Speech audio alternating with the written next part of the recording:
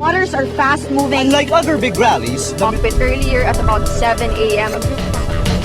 Welcome to #P8Vote2013. Today on Rappler, the Public Works Department admits it did not know international standards in building shelters for typhoon victims.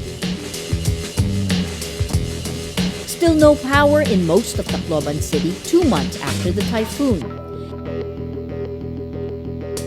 And a record-breaking Arctic chill sweeps through the United States with some areas colder than Mars.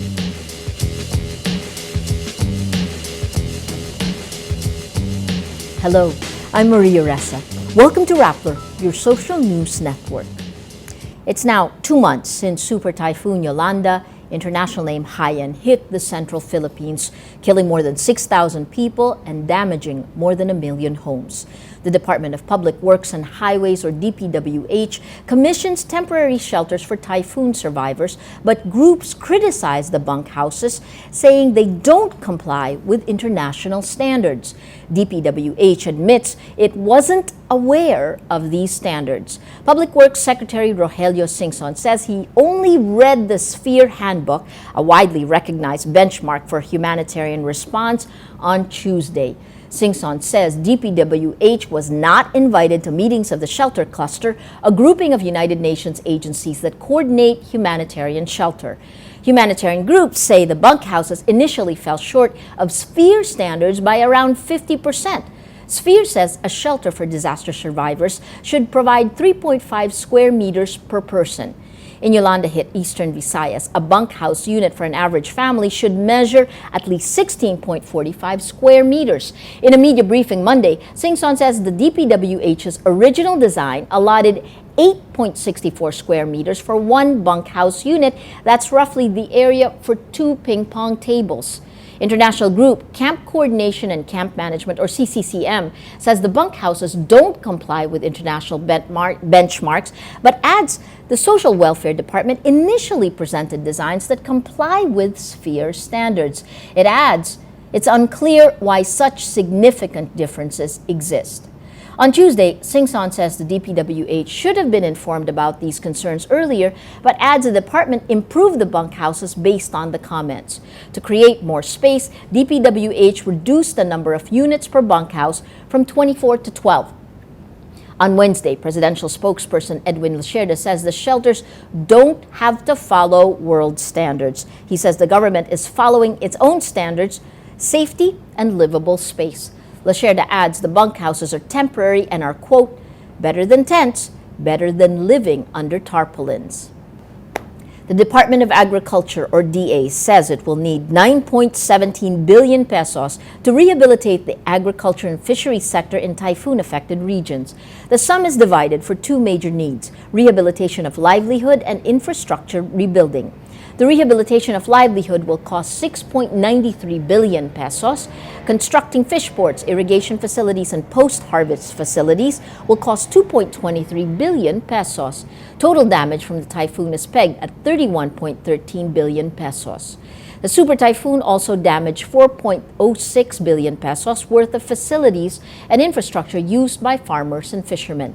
DA says the extent of the damage compromises the source of income of more than 200,000 farming and fishing households. More than half of the villages in Tacloban City are still without power 2 months after it bore the brunt of the super typhoon. The National Disaster Risk Reduction and Management Council, or NDRRMC, says 82 barangays still don't have electricity, while power is restored in 56 barangays. The typhoon damaged 1,959 transmission facilities of the National Grid Corporation of the Philippines in the Visayas. Energy Secretary Jericho Petilla earlier promised to resign if power in all typhoon-hit areas would not be restored before Christmas. He offered his resignation on December 25, but President Aquino did not accept it. Aquino said Petilla only missed restoring power in 3 towns and said electricity was restored 14 hours after the deadline. The Metropolitan Manila Development Authority, or MMDA, identifies alternative routes for the annual Black Nazarene procession on Thursday. Classes in all levels in Manila are suspended to prepare for this religious event, which is expected to draw millions of devotees. The procession starts from the Quirino Grandstand at 7:30 a.m. and will proceed to Quiapo Church. The MMDA suggests vehicles take alternative roads to avoid heavy traffic. Check out the map and list of alternative routes on Rappler. With the metro becoming more congested, MMDA, Metro Manila Development Authority, inaugurates a state-of-the-art traffic signalization system, or TSS, expected to reduce traffic and travel time and make the roads safer for pedestrians and commuters. The advanced traffic management network will be based in MMDA's new Command and Control Center in Makati City. MMDA Chairman Francis Tolentino says the TSS aims to upgrade, automate, and optimize the management and traffic engineering installations around the metro. The system will initially manage 85 priority intersections and 25 video surveillance locations. Phase 1 of the project also includes installing 36 video screens that will monitor 150 CCTVs in the metropolis.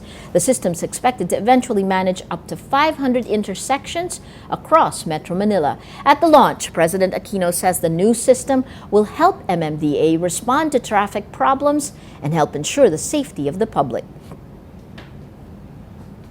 The operator of budget carrier Cebu Pacific is set to buy Tiger Air Philippines in a bid to strengthen its position in the regional market. In a disclosure to the Philippine Stock Exchange on Wednesday, Cebu Air says it will buy Tiger Air for $15 million. Singapore's Tiger Airways Holdings Limited also confirms it is selling its share of Tiger Air Philippines. The airline owns 40% of Tiger Air Philippines and will sell it for $7 million.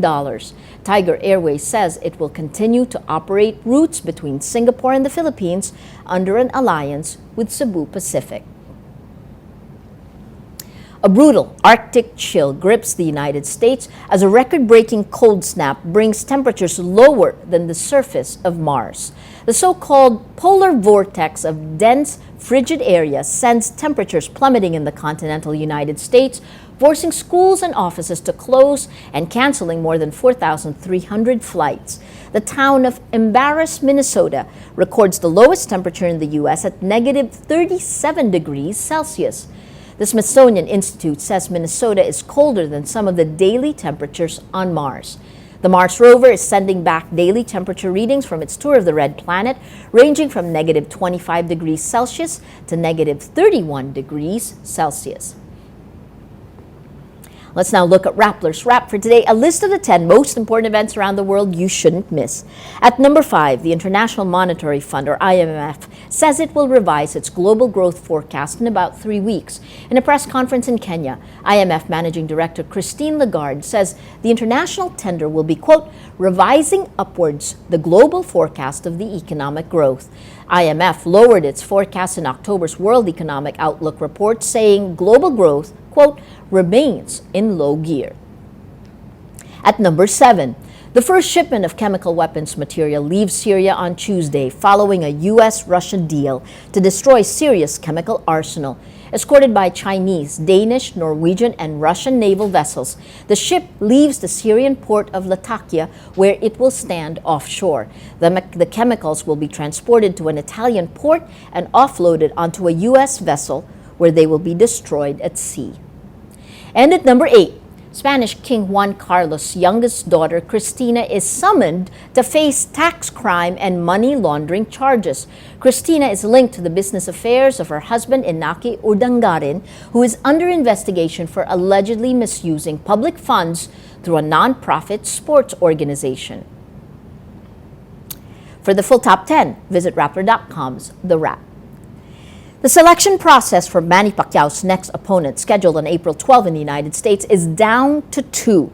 Pacquiao can either chase revenge against the WBO welterweight title holder Timothy Bradley, who defeated him by a controversial decision in 2012, or pursue a bout with Russian knockout artist Ruslan Provodnikov. Pacquiao's close friend and former boxing champion Jerry Peñalosa says he is, quote, 200% sure Pacquiao will look to avenge the Bradley loss in his next outing. Pacquiao's advisor, Michael Conk, says the rematch is, quote, not confirmed yet and they're still discussing options. Freddie Roach, who trains both Pacquiao and Provonikov, is against the idea of the two fighting and prefers a rematch against Bradley. He says, I think Bradley is someone that we have to avenge that loss, even though he won that fight so easily. Samsung takes center stage at the first day of this year's Consumer Electronics Show in Las Vegas. The South Korean company introduced a slew of new devices, starting with its new line of point-and-shoot cameras equipped with Wi-Fi connectivity and near-field communication. Another new camera by Samsung is the mirrorless NX30, which now has a viewfinder, a feature unavailable in previous NX cameras. Samsung also updates its tablet lineup with its Tab Pro and Note Pro line. All of the new tablets run Android's latest OS, KitKat 4.4. But what caught everyone's attention was the walkout of director Michael Bay in an event promoting Samsung's new curved 105-inch ultra-high-definition TV. The Transformer director left the stage after the teleprompter malfunctioned. Bay later explains what happened in a post on his website. He says, I got so excited to talk that I skipped over the exec VP's intro line and then the teleprompter got lost. Then the prompter went up and down, then I walked off. I guess live shows aren't my thing. Every story on Rappler has a mood meter, which gives you 8 emotions to choose from. Click how you feel and your vote comes down to the mood navigator in the middle of the front page that crowdsources the mood of the day. It also gives you the top 10 stories that have affected our readers and our viewers the most emotionally. If you take a look, these 10 stories have gotten the most number of votes on their mood meter, and you can see today our stories, kickbacks on Haiyan bunkhouses. Again, the controversy about the bunkhouses that were built, kickback at 30%. You have a whopping 94% angry. The response, today's story, the DPWH didn't know standard for shelters. 66% angry, 21% annoyed, and 7% sad. But you see the story that's gotten the most number of votes, this one in the middle, is about the United States and the cold chill. Colder than Mars, brutal Arctic chill grips US and Canada. You have 61% afraid, that getting the most number of votes. Today, most people are afraid. Weather changes make people afraid. That's our world today, and that is Rappler's Newscast for today, Wednesday, January 8th, 2014. Visit Rappler.com and watch our newscast Monday to Friday. Tell us how you feel on our mood meter and help us crowdsource the mood of the day. I'm Maria Ressa.